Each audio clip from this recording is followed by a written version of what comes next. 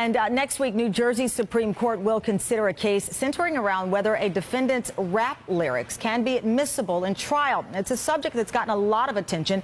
As we told you earlier this week, even the New York Times has taken notice, publishing this lengthy report on how the NYPD is examining rap videos posted online to build their investigation against suspects in gang-related crimes. It has sparked a debate over free speech and has gotten the attention of a number of well-known rap artists, many of whom have previously spoken out about this issue. And joining me now live is one of those artists who's taken notice of the issue, Bernard Freeman, more commonly known to all of us as Bun B. He's also served as a professor of religious studies at Rice University, where he lectured on the parallels between hip-hop and different faiths. Thank you so much for joining us on this one.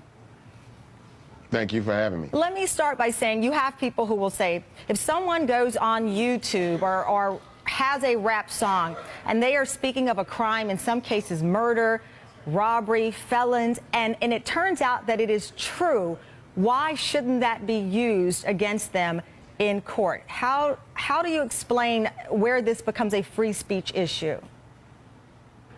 Well, I mean, if someone chooses to incriminate themselves, then that's their own thing. I think that the problem is that, once we open this door to start just going through everyone's rap lyrics to try to find crime in there, I think that's where we have the problem. And it's also interesting that this article in the New York Times just came out, but in reality, you, Chameleon, and many other brilliant rappers, philosophers, people who really try to educate folks about the community and what they perhaps don't understand through ignorance. Why this is so important for you and others regarding the issue of free speech, and that in some cases it does boil down to simply profiling or police officers not understanding. Well, we already know that racial or social, profiling is not acceptable in this society, but yet and still we still have issues like this popping up in place. As an artist, I want to be free to speak my mind, my opinions, my outlook on the world.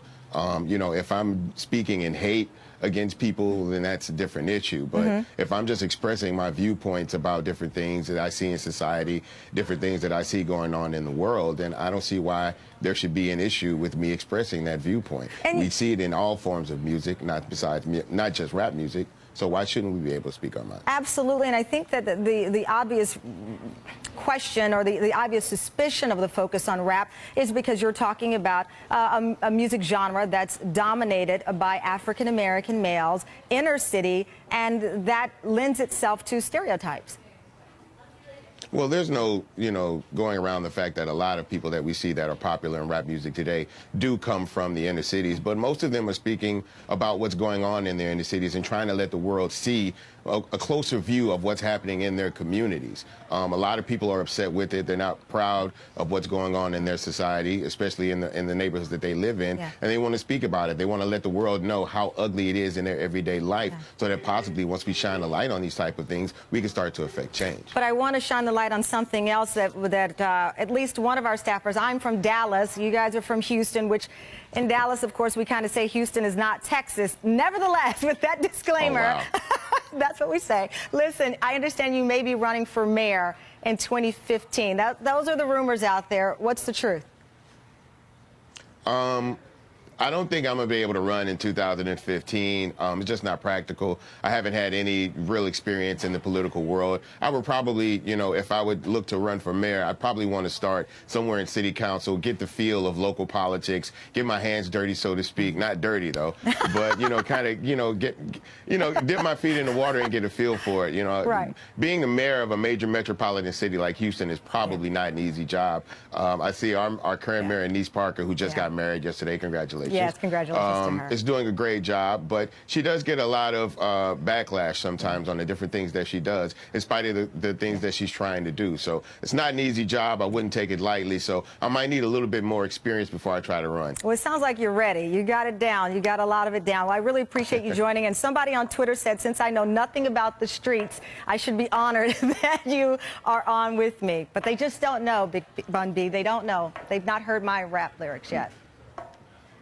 Oh, they don't know you about that life. Okay. They don't know. Thank you so much. And thank you for laughing at my pretty lame joke there. Take it easy. We'll talk to you soon. Thank you. Thank you.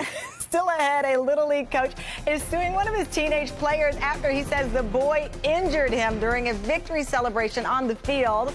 That's coming up in today's Gut Check. And I don't want any tweets about my Bun B interview and me not being hip enough.